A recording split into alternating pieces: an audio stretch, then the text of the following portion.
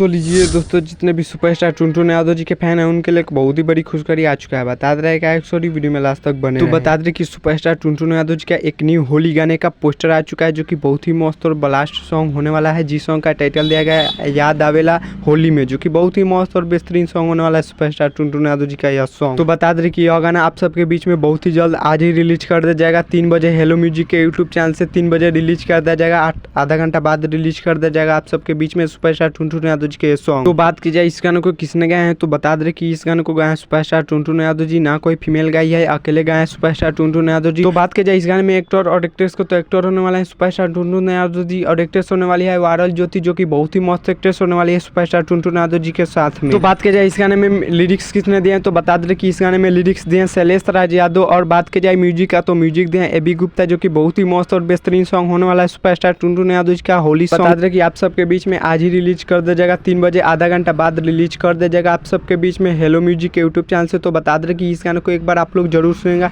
जो कि बहुत ही मस्त और बेहतरीन सॉन्ग होने वाला है सुपरस्टार टुनटुन यादव जी का। तो चलिए मिलते हैं किसी अगले वीडियो में।